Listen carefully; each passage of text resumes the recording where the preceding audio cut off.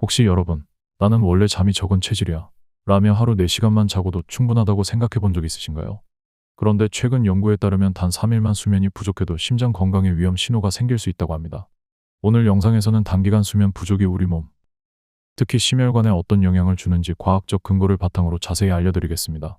끝까지 시청하시면 건강을 지키기 위해 우리가 꼭 챙겨야 할 수면의 질과 습관까지 알게 되실 겁니다. 오늘 영상 요약. 오늘은 단 3일의 수면 부족이 몸에 미치는 영향, 심혈관계 질환과 수면 부족의 관계, 수면 부족 상태에서도 운동이 주는 보완 효과, 우리 생활에서 수면 건강을 지키기 위한 실천법, 이 4가지 주제로 이야기 나눠보겠습니다. 많은 분들이 요즘 좀 바쁘니까 며칠만 버티면 돼 라는 생각으로 수면을 줄이곤 하시죠. 실제로 중년 이후에는 일이나 가족, 건강 문제 등으로 수면 시간이 줄어드는 일이 많습니다. 그런데 문제는 며칠만 수면이 부족해도 혈액 내 염증 단백질 수치가 높아지고 이로 인해 심장질환의 위험이 커질 수 있다는 점입니다.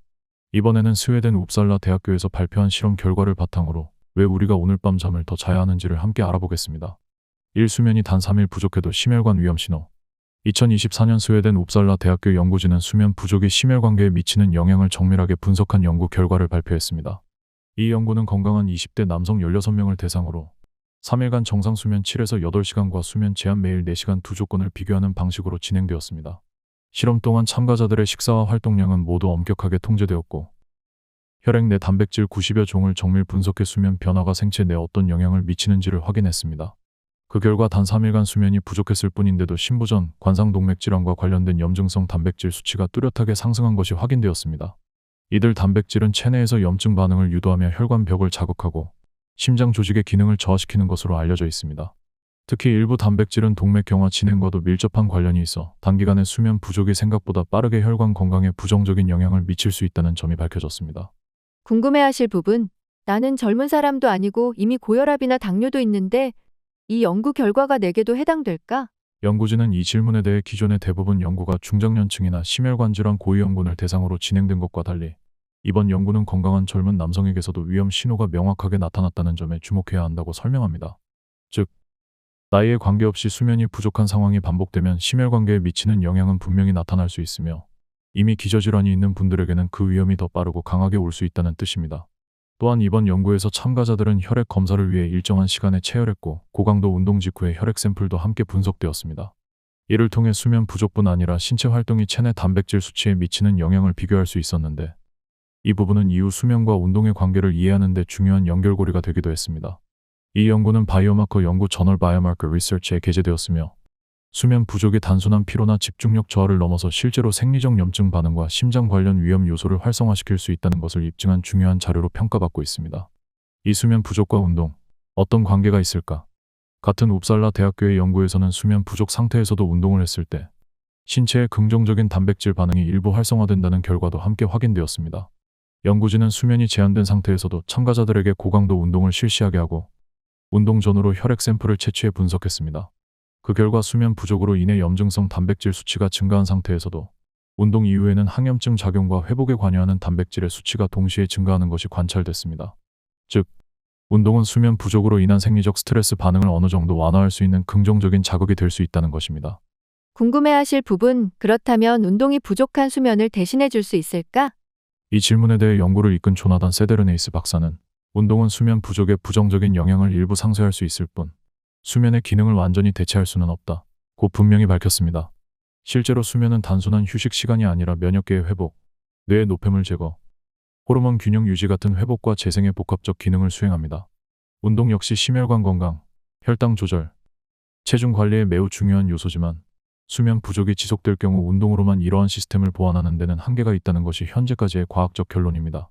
실제로 미국 심장협회 AHA는 건강한 심혈관 관리를 위한 8가지 생활 지침 중 하나로 충분한 수면을 포함시켰으며 수면과 운동을 동일한 수준의 건강 필수 요소로 분류하고 있습니다.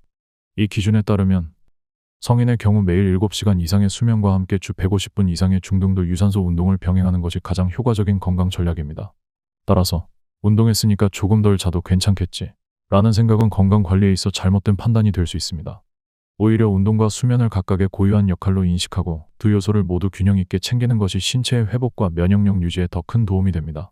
3. 우리나라 사람들의 수면 실태는 어떨까? 대한수면학회가 발표한 2024년 한국인의 수면 실태에 따르면 한국 성인의 평균 수면 시간은 6시간 58분으로 집계됐습니다. 이는 경제협력개발기구 OECD 회원국 평균보다 약 18%나 부족한 수치입니다. 대부분의 전문가들은 성인의 경우 매일 7시간에서 8시간 정도의 수면이 필요하다고 권장하고 있지만 많은 한국인은 이보다 짧은 수면에 익숙해져 있습니다. 이 조사에서 눈에 띄는 점은 수면 시간뿐 아니라 수면의 질에서도 만족도가 낮다는 사실입니다. 전 세계 평균에 비해 수면 만족도는 75% 수준에 머물렀고 매일 숙면을 취한다고 답한 사람은 불과 7%에 그쳤습니다. 이는 대부분의 사람들이 단순히 잠을 적게 자는 것뿐 아니라 자는 동안에도 깊은 잠에 들지 못하고 있다는 의미이기도 합니다. 숙면을 방해하는 요인으로는 심리적 스트레스가 62.5%로 가장 많이 꼽혔고 그 외에도 신체 피로, 불완전한 신진대사, 주변 소음, 환경적 불편 등이 영향을 미친 것으로 나타났습니다. 특히 스트레스는 수면의 질을 떨어뜨리는 가장 강력한 요인 중 하나로 단순히 잠드는 것을 방해할 뿐 아니라 수면 중 자주 깨거나 얕은 수면 단계에서 머무르게 만들어 회복력을 저하시킵니다. 궁금해하실 부분, 수면 시간이 부족해도 낮잠이나 주말 보충 수면으로 충분히 회복이 가능할까? 실제로 많은 분들이 주말에 몰아서 자거나 낮잠을 활용해 수면 부족을 보완하려고 합니다. 그러나 연구에 따르면 만성적인 수면 부족은 단기적인 보충 수면으로 완전히 회복되지 않습니다. 미국 펜실베이니아 주립대 연구에서는 주중 수면 부족을 주말 수면으로 보충하더라도 대사 건강이나 면역력 측면에서는 손상이 지속될 수 있다고 보고된 바 있습니다. 또한 만성적인 수면 부족은 단순히 피로감을 유발하는 것을 넘어서 심혈관계, 내분비계, 면역계 전반에 걸쳐 다양한 문제를 일으킬 수 있습니다. 수면이 부족하면 교감신경이 항진되어 혈압이 상승하고 스트레스 호르몬인 코르티솔이 과도하게 분비되며 이로 인해 전신 염증 반응이 증가하게 됩니다. 이런 상태가 반복되면 고혈압, 당뇨병, 심장질환 같은 만성질환의 위험도 높아질 수 있습니다. 사수면 건강을 지키기 위한 실천법. 우리가 실천할 수 있는 수면 관리법은 생각보다 단순하지만 꾸준히 실천하는 것이 핵심입니다. 수면의 질은 하루아침에 개선되는 것이 아니라 일상의 작은 습관들이 차곡차곡 쌓이면서 점차 나아지는 것이기 때문입니다. 가장 먼저 해야 할 일은 매일 취침 시간과 기상 시간을 일정하게 유지하는 것입니다. 주말에 평소보다 2-3시간 늦게 자거나 늦게 일어나는 습관은 생체 리듬, 즉 우리 몸의 24시간 주기를 흐트러뜨릴 수 있습니다. 이렇게 리듬이 깨지면 일요일 밤에는 쉽게 잠들기 어렵고 월요일 아침은 더 피곤하게 시작할 가능성이 높아집니다. 일정한 시간에 자고 일어나는 습관을 들이면 멜라토닌 같은 수면 유도 호르몬의 분비가 자연스럽게 조절되어 훨씬 쉽게 잠들 수 있습니다. 두 번째로는 취침 전 스마트폰이나 TV 등 전자기기 사용을 줄이는 것이 필요합니다.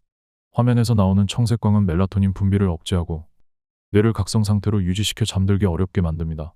특히 자기 직전까지 뉴스를 확인하거나 영상 콘텐츠를 보면 뇌가 과도하게 자극을 받아 숙면에 들어가기 힘들어집니다.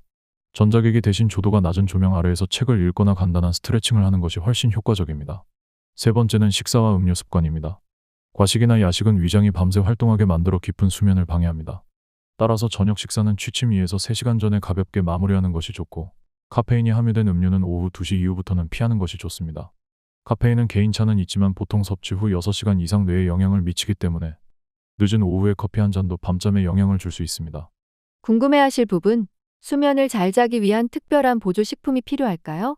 시중에는 멜라토닌, 마그네슘, L-트립토판 같은 다양한 수면 보조제가 판매되고 있지만 대부분의 전문가들은 생활 습관 개선이 우선되어야 한다고 권고합니다. 미국 수면재단 NSF도 일관된 수면 습관, 규칙적인 운동, 낮 시간의 햇빛 노출, 스트레스 완화 같은 기본적인 요소가 우선된 후에야 보조제의 도움을 받을 수 있다고 설명합니다. 또한 2023년 발표된 한 논문에서는 멜라토닌 보조제를 복용하더라도 일정한 취침 시간과 조용한 수면 환경이 병행되지 않으면 효과가 떨어진다는 연구 결과가 보고된 바 있습니다. 결국 수면은 특정 제품 하나로 해결되는 문제가 아니라 전체적인 생활 리듬과 환경을 점검하고 개선하는 데서 시작된다는 사실을 기억하셔야 합니다.